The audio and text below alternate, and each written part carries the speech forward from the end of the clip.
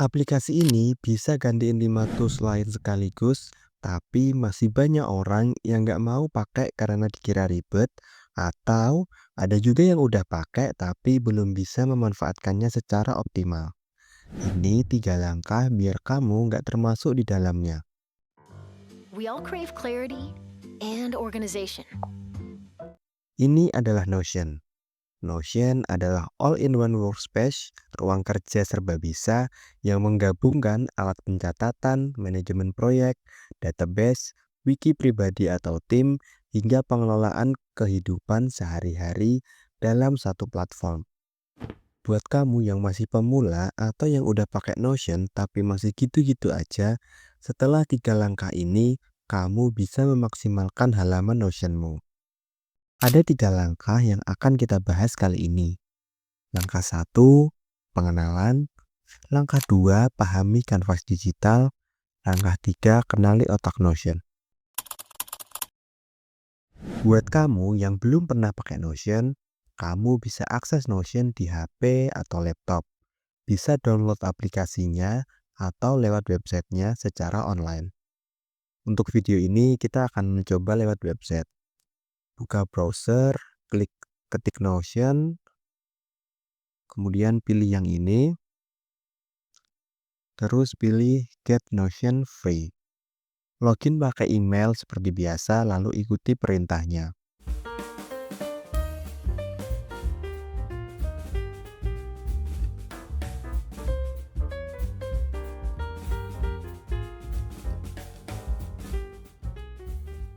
Dan ini tampilan Notion-nya. Di bagian kiri ada panel navigasi yang berisi kumpulan halaman, setting, template, dan kotak sampah.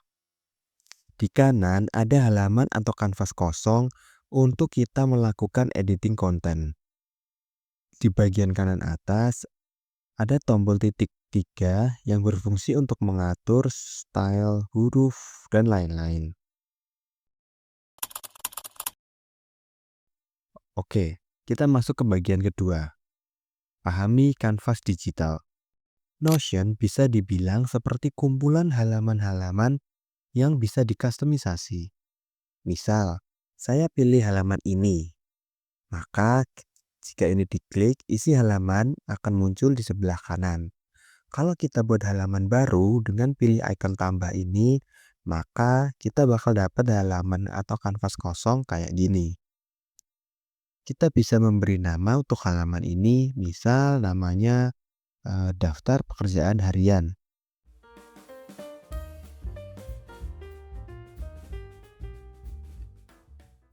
Lalu menambahkan icon halaman dengan klik tulisan icon ini, atau menambahkan cover halaman dengan pilih atau klik bagian cover halaman ini.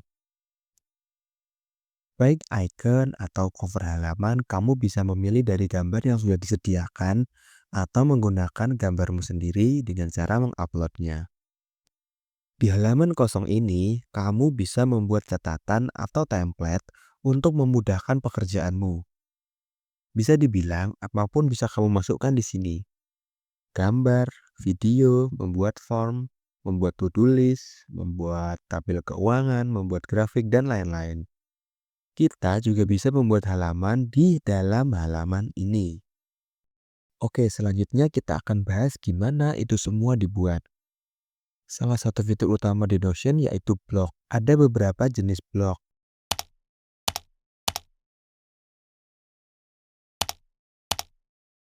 Jika kamu punya waktu luang, kamu bisa coba semuanya. Tapi yang paling penting dan akan kita bahas kali ini adalah basic blog, media, dan database. Pertama, kita akan mencoba basic blog. Ini adalah basic blog. Caranya adalah arahkan kursor ke baris yang kosong, lalu pencet slash atau garis miring. Misal garis miring heading 1, garis miring heading 2, garis miring heading 3. Kita tambahkan teks untuk tahu bagaimana ukurannya. Untuk membuat list, ketik slash atau garis miring, list, maka akan muncul banyak pilihan. Lalu pilih list seperti apa yang mau kamu buat. Misal to-do list, maka hasilnya akan seperti ini. Misal ini yang lainnya akan seperti ini, dan lain-lain. Kalau pengen buat halaman baru di dalam halaman, tinggal pencet slash atau garis miring, tulis aja page. Maka kita akan berpindah ke halaman kosong baru. Di sini bisa dilihat halaman utama kita tadi adalah daftar pekerjaan harian. Dan sekarang kita ada di halaman baru yang belum ada namanya. Misal kita kasih nama pekerjaan kantor. Jadi, kita kayak bikin folder di HP atau laptop. Selanjutnya kita bisa bikin tabel dengan cara klik slash atau garis miring, kemudian ketik table.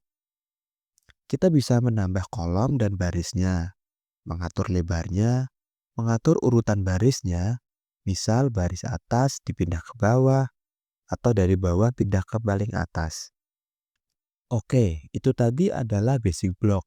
Selanjutnya media. Caranya sama, ketik slash atau garis miring, gambar atau image, video atau file. Terus tinggal upload atau pastekan linknya.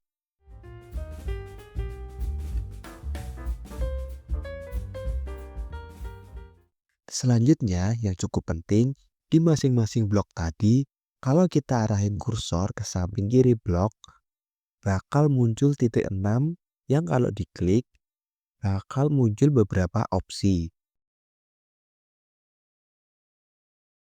Turn into untuk mengubah tipe blok, misal tadi heading 1 bisa diubah menjadi heading 2 atau 3 atau teks biasa.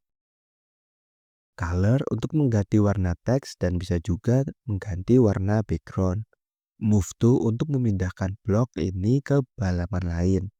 Misal kita pindahkan blok ini ke halaman pekerjaan kantor.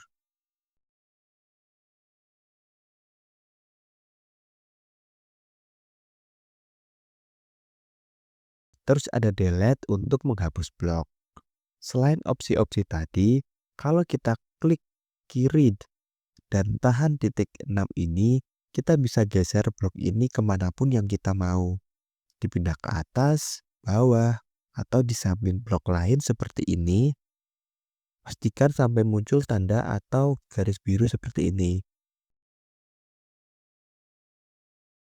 Dari blok-blok yang kita buat tadi, mungkin kita bisa menyusunnya menjadi seperti ini.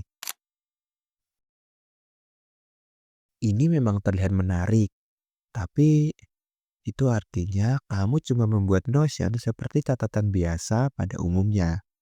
Padahal kamu bisa buat Notion lebih daripada catatan biasa yang bahkan bisa menangkap dan menyimpan berbagai tugas atau informasi penting untukmu. Caranya adalah dengan menggunakan database.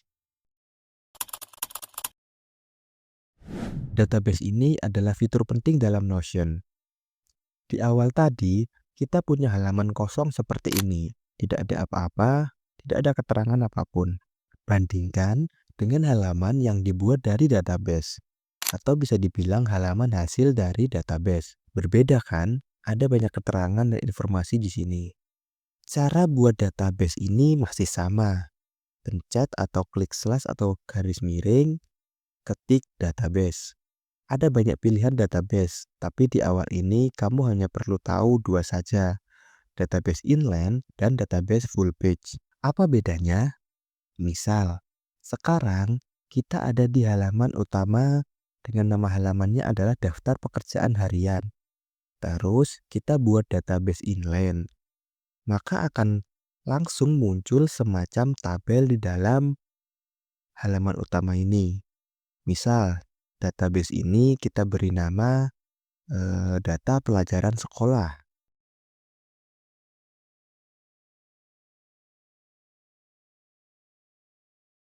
Berbeda kalau kita buat database full page. Ketik slash atau garis miring, database pilih full page. Maka kita akan membuka halaman baru di dalam halaman utama kita, seperti ini. Misal kita beri nama database ini dengan nama database pekerjaan kantor. Bentuknya sama kayak database inline tadi, semacam tabel kayak gini. Kita balik ke halaman utama, klik di sini. Database itu bukan sekedar tabel biasa seperti di Microsoft Word atau Google Docs. Ada 3 elemen kunci dalam database, yaitu properti. Properti adalah atribut atau karakteristik tambahan. Yang kedua, view. Cara menampilkan data bisa ditampilkan dalam tabel, board, kalender, galeri, list, timeline. Satu database bisa punya banyak view. Ketiga, filter, sort, group. Menyaring, mengurutkan, dan mengelompokkan data per view. Oke, kita bahas yang properti. Ini semacam label atau atribut yang memberikan konteks pada setiap item atau baris. Menambahkan properti yang sesuai membuat data kita lebih informatif dan terstruktur. Notion menyediakan banyak jenis properti. Caranya tinggal klik tanda plus di sini. Properti itu ada teks untuk menulis teks singkat, numbers untuk memunculkan angka, harga atau kuantitas, select dan multiselect untuk kategori atau tag, misal status prioritas, dikerjakan atau selesai, date untuk tenggat waktu atau tanggal acara, person untuk men-tag anggota tim, file dan media untuk mengunggah file atau gambar, checkbox untuk menandai tugas yang sudah selesai, URL untuk tautan web, relation dan rollup. Properti canggih untuk menghubungkan satu database dengan database lainnya. Oke, misal kita akan buat database baru, pencet slash, klik database, kita beri nama database ini sebagai mata pelajaran.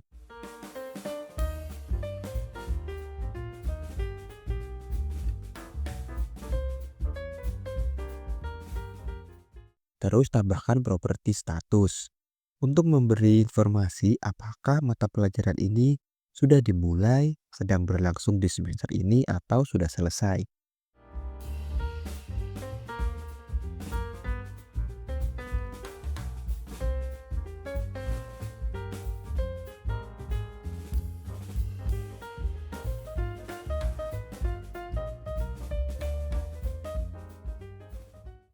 Tambah lagi properti bertipe multi-select dan tambahkan opsinya menjadi Senin, Selasa, Rabu, dan seterusnya.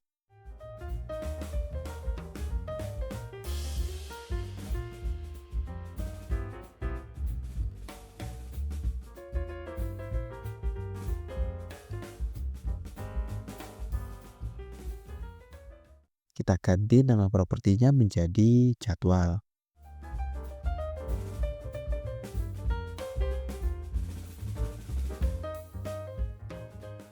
Di Notion ada properti yang menarik namanya relation.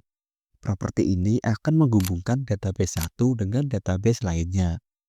Misal, kita akan menghubungkan database mata pelajaran dengan database tugas. Caranya, kita pilih salah satu database, lalu tambahkan properti baru. Pilih properti relation.